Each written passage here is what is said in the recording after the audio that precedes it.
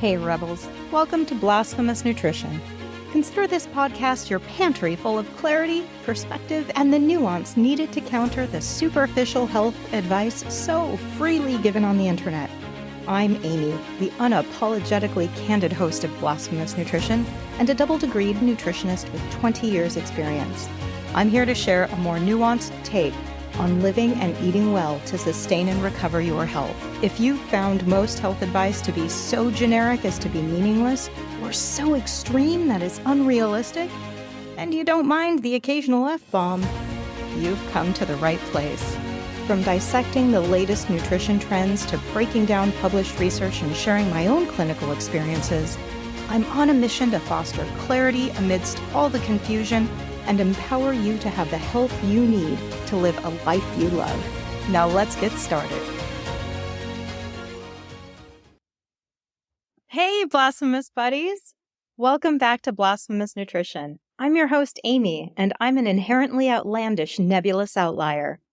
Today I'm going to be diving deep into the complexity of nutrition to better help you understand why being told what to eat is not a simple answer that any professional or book or podcast can give you.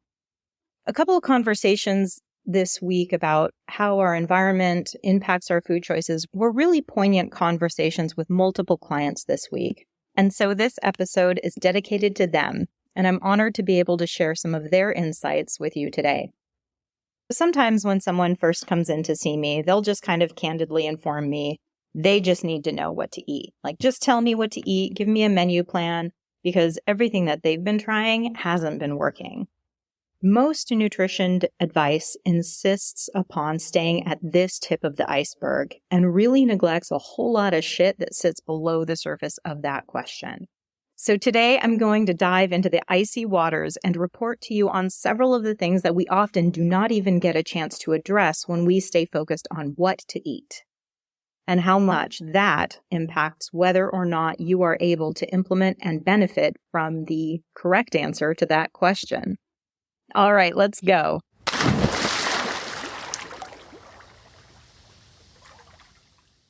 Now, most people struggle to implement diet, exercise, and lifestyle advice for a whole host of reasons. While some people feel that willpower is their biggest challenge, and if that's you, I encourage you to go back to episode 3, Beyond Smart Goals, part 2, to address that. The majority of seasoned health enthusiasts have long ago realized that implementation is where things fall flat. Perhaps they're able to only implement their healthy diet or lifestyle for a period of time, and then life gets in the way. Or perhaps they just find the requirements that are commonly recommended to stay on one plan or another to be excessively strict or too disruptive in their life. That said, what I commonly hear from people is, again, some kind of self-blame about the situation, right? Like, if I could just get my shit together, if I could just meal plan like I know how I need to do, if I could just do the program, then I wouldn't have a problem. But that rationalization neglects to acknowledge the fact that change is a challenge. And if you are like most of us, you have a lot that is going on competing for your attention. A major dietary or lifestyle change requires a significant amount of investment in time, forethought, planning, and sometimes money in order to execute it properly. Now, it doesn't stay like this forever, right? As we learn new habits and new skills, the amount of time and planning gets ratcheted down quite a bit. But when you're making that initial change, it's a pretty significant energy investment up front. And if we go in all at once, like many of you perfectionists out there love to do, it exceeds most people's capacity to sustain that degree of change. So inevitably, you miss a week of meal planning, or the kids get sick and you can't get to the gym that week, right? And then things start to unravel from there. So this is why I insist with nearly all of my clients that we begin with incremental changes that can bring immediate impact and immediate successes. Mastery of anything new is a process that takes time. And starting with some of the easiest wins, like recommitting to one or two things that you already know work well for you, will allow you to course correct and shift your health in the right direction without totally upending your family life or threatening your job status. In time, we're able to delve deeper into obstacles that persist in derailing your efforts. And in doing this, my clients often discover that even though they originally came to me to figure out, and I'm quoting here, what to eat, the process of answering this has allowed them to explore a multitude of areas in their life that have been steadily eroding their health and wellness for decades. A common place in this initial layer below the surface is one's environment. In the Western industrialized world, our environment directly competes against our health and longevity. We're incessantly interrupted and distracted by our phones, in addition to family and work demands, and all of these competing demands take up real estate in our brain and time to devote to planning, prepping, and changing. So I'm not suggesting that you send your pooch to the pound or quit your job in order to get healthy, but to pretend that your weekly happy hour with your coworkers or your daughter's food sensory issues are not a significant obstacle and is something to be ignored is a recipe for failure, hands down. Most people aren't willing or able at the onset to tell their boss that they're no longer going to be responding to work notifications after 5 p.m. because they want their fucking life back. In the United States, anyway, that privilege has been eroded away over the last 5 years and has yet to be reclaimed. And it needs to be, one person at a time, if we are ever going to have any kind of hope for a healthier work environment. More on that in a moment. So at this tip of the iceberg is what to eat. And below that, we have our personal life and how our life demands consume enough of our attention that the resources to make big sweeping changes are even less accessible. I mean, unless you're on some kind of new drive-through diet, and actually maybe I should write a book and sell it, touting that as the answer to our problems, and then I could make a shit ton of money and just podcast for the rest of my life. Tragically, I have way too much integrity to do that, and that's always been a struggle for me in that area, because I could have made so much money if I just dived into fad diets or alcohol or some other industry that is always a moneymaker. Anyway, I digress. Unless you are on some new drive-through diet, you're going to have to take some time to learn new habits, new recipes, new foods. And this takes time away from longer established demands upon you. So, there's that, right?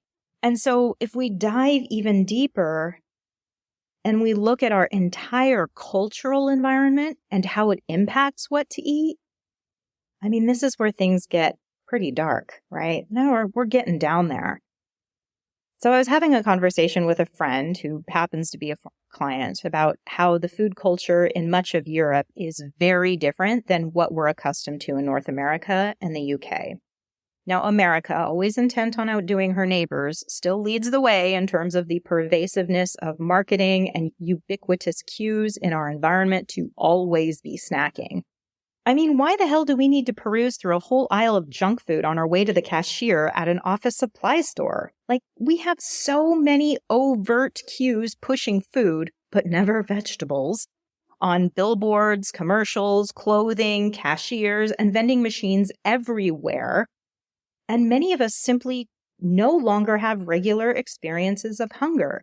We have so many external cues to eat, from what time we're allowed to have lunch, to how many advertisements we drive by, walk by, scroll by, and watch in a day, prompting us repeatedly to eat unhealthy foods for reasons that have absolutely nothing to do with hunger or nutritional need.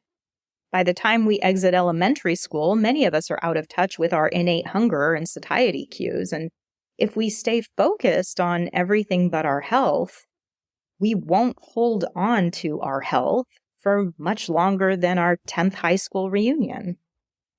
The economics of what to eat is also a hot topic, especially as food prices all over the world continue to be driven up by the general economic and environmental instability of our times. Now, in the United States, the healthiest foods are also the most expensive, and those hyper-palatable foods heavily featured in advertising contain ultra-processed forms of corn and wheat and soy that's very heavily subsidized by the government, making them cheaper than the foods that our body actually needs to thrive. To add insult to injury, the governing body responsible for dispensing health and nutrition information, the USDA, is also responsible for maintaining a viable, profitable food industry. And sometimes these are conflicting agendas, you know?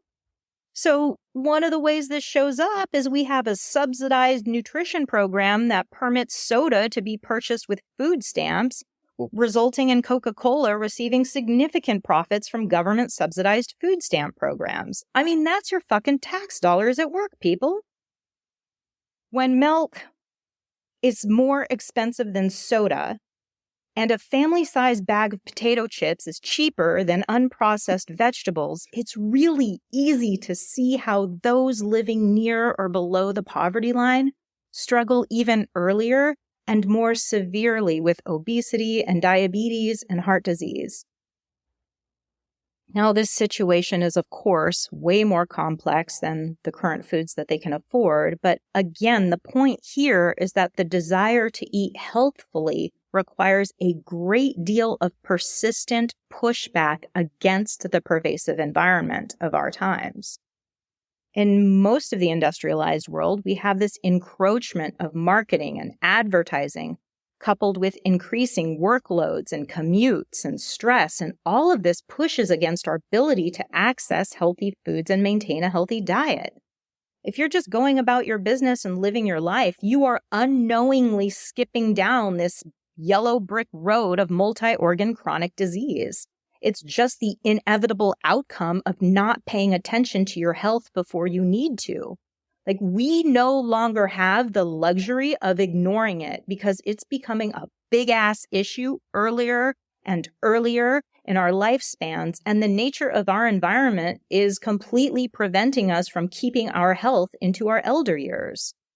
I mean, this iceberg goes fucking deep, my friends. Tangentially to this, I was speaking to a client earlier this week about work-life balance and how the demands from work were so chronic and pervasive that this person did not fully realize the degree to which stress was impacting the quantity and quality of his food choices. And he only became aware of this when he started setting boundaries at work to reduce his stress load. This is something I am seeing all the time now. And it really took off during the pandemic when everything was uncertain and it was all hands on deck across many job sectors. So the last few guardrails that we had dividing work life from home life were removed. And I would talk to people whose bosses started scheduling meetings at 7 a.m. because nobody was commuting into work any longer, and so they were technically available. And these meetings would continue until past 6 p.m. for the same reason. People began reporting to me that they were skipping lunch because they didn't feel like they could leave their desk, or they worked too late to properly prepare a quality dinner. And so increasing reliance upon our much improved and efficient food delivery driver service made it much easier to work through lunch, eat dinner at the desk, clock off and pass out, and then wake up early the next morning to repeat that process. Many of the clients that I have that I've spoken to since the pandemic ended reported that these invasive expectations have remained. Now, they're never explicitly demanded because I think it's illegal, but the culture of their work environment has kept it entrenched as the unwritten law of the land.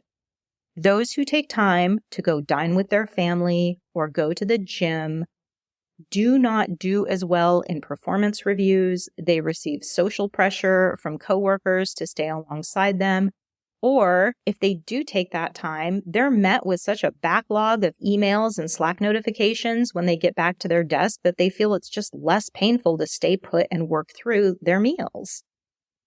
But this cycle is not going to end unless we decide for ourselves to end it. This past year, 2023, I begin seeing more and more of my clients push back against it because they are so burned out, so exhausted, and very literally sick from it. This kind of experience crosses, again, a multitude of job sectors. I've seen it in the school system. I've seen it in the healthcare system. I've seen it in the tech industry. I see it in small business owners who are trying to keep up and stay afloat with everything being so unstable. And it really is the new norm for most of the people I work with. And it's just not right. So when you come to me and you say, I need to figure out what to eat, I'm not immediately thinking about like how many carbs you're getting, how many vegetables you're getting, what your protein intake is. I'm wondering how much of this environmental pressure is true for you. And how are we going to navigate this in a way that works for you? What to eat is often the easy part. So to go even deeper, let's say you have the logistics in place, okay? And let's say you can make this, and I'm air quoting here, right food to eat. Our nutrition status is not about what we eat. It's about what we absorb. Our body needs energy and vitamins and minerals, right? We know this. I'm going to go out on a limb and say that we also need antioxidants and phytonutrients to maintain our health, but these are not yet recognized as essential by the governing bodies of my profession. Now, we can get these things from food, but here's the clincher. We may not be absorbing them. And this could be due to digestive issues. Starting from the quality of one's teeth and ability to chew, to the acidity of the stomach, to the composition of our gut microbiome. It could be due to compounds in foods which bind to some of those nutrients in them and inhibit absorption, like phytates.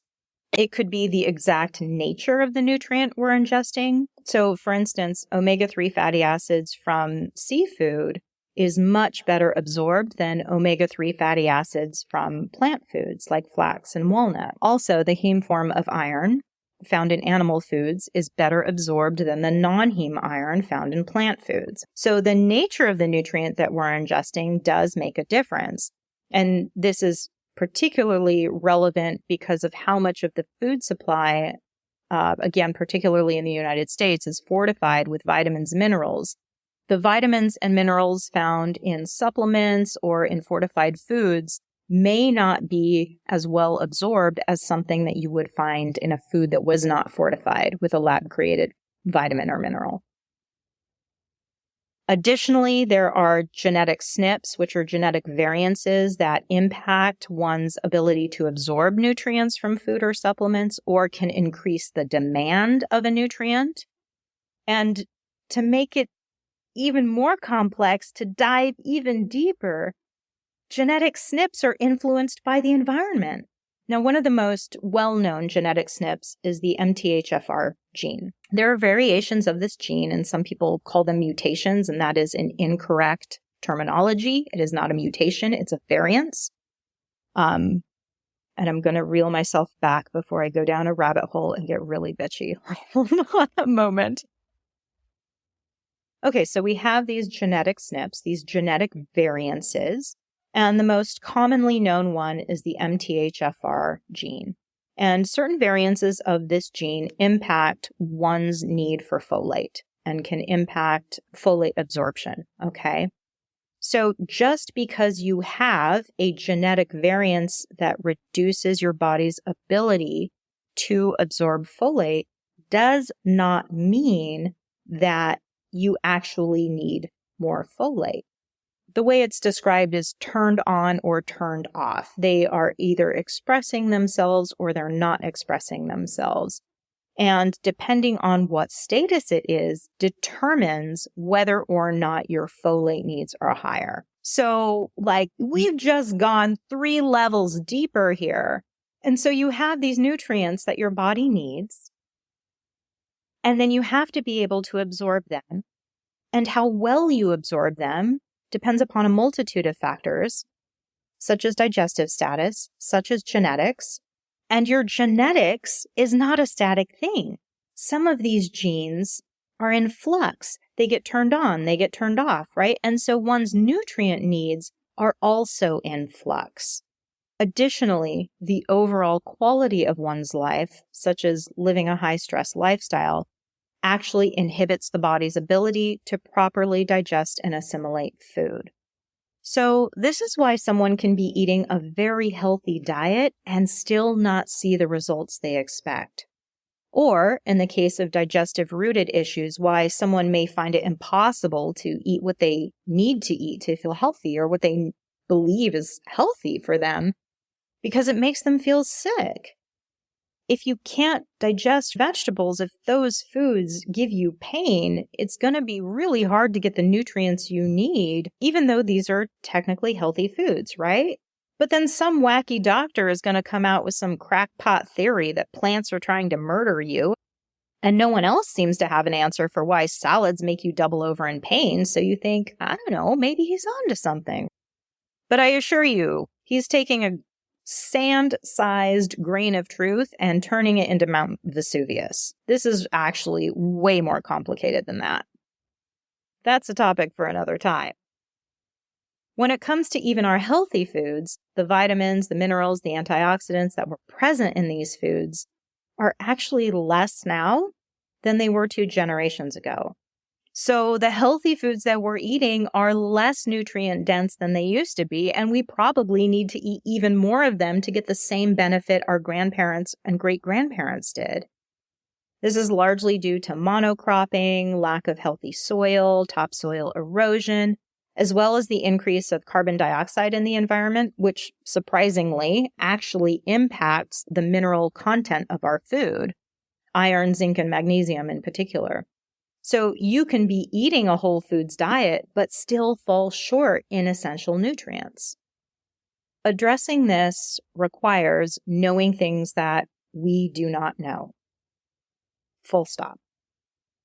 So we are actually fairly limited in understanding what is required for each and every person across from us to be disease-free, to maintain optimal health, okay? With all of these different moving parts, you can't just come in and say, hey, Aimee, give me a diet plan. Tell me what to eat. Give me my yes food, no food list, and expect anything that's going to actually work for you to come out of that conversation. So irrespective of how the environment has changed nutrient density or how digestive function and genetics and stress impacts our absorption as well as our nutrient needs, 98% of us are still not consistently meeting the current known recommended dietary intake, right? And those RDIs, that's just a starting point for optimal health. The recommended daily intake is our best guess at this time of the amount of vitamins and minerals needed to prevent overt disease, not to obtain optimal health. So those RDIs are a starting point, and 98% of Americans, I can't speak for other nations because I have not done due diligence and looked at that data, but 98% of Americans are still not consistently meeting our current vitamin and mineral suggestions, okay? So first things first, get there. Get that part taken care of. Ideally from food as much as possible, because your body is an animal, a part of nature, and it evolved, grew, right? Your ancestors, your genetic code is designed to eat food, not lab-created supplements. So you want to ideally aim to get your vitamins and your minerals predominantly from food first, if at all possible, okay?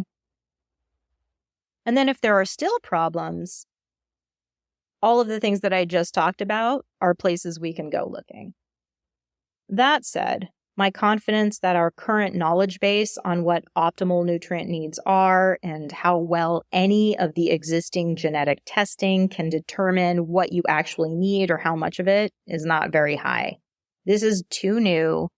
There are a lot of companies that have jumped on board with our very, very limited understanding of the data to make a whole bunch of recommendations, sell customized supplements based on lab tests, right? Like this is a whole industry that has really captivated a lot of people. It's glamorous, it's sexy. It's sort of like the updated version of the 1950s kind of science is going to make our lives better, right? Like it's this pervasive idea. And certainly science has made our life better in lots of ways, but we're jumping the gun here. There's so much we don't understand yet. And admittedly, genetic testing and an understanding of what we know about SNPs and how supplements or dietary advice can influence that is not a field of nutrition that I've done a lot of work in. So my skepticism is also partially due to my own ignorance. I'm going to be totally transparent about that. But having been in the field for 30 years and looking at all of the promises and all of the optimism and all of the marketing of new shit that never really panned out, like I'm kind of leaning on that history as well as my ignorance to come up with that skepticism, that judgment that I currently have about our tests and how much that can actually tell us about what we specifically need to be eating. All right, guys, I am running out of oxygen here. I got to come up for air, get back on my boat, and speed away from this iceberg because this is all I can handle today. I want to give an extra shout out and thank you to the client who gave me the idea to turn our conversation into an iceberg episode. You know who you are. But before I go, I have a really great surprise for you. Okay, so next week, I'm going to be interviewing one of my most influential peers in the nutrition space. This man is among the top 3 people that changed how I practice nutrition and totally transformed how I go about meeting my clients' needs. I cannot wait for that show to drop, and I hope to be back in your ears when it launches next week. As always, if you feel this episode might be helpful to others, take a screenshot of it on your phone and post it to your socials. Tell peeps that follow you what part of this iceberg gave you the most food for thought. Until next time. Any and all information shared here is for educational and entertainment purposes only and is not to be misconstrued as offering medical advice. Listening to this podcast does not constitute a provider-client relationship. Note, I'm not a doctor nor a nurse, and it is imperative that you utilize your brain and your medical team to make the best decisions for your own health.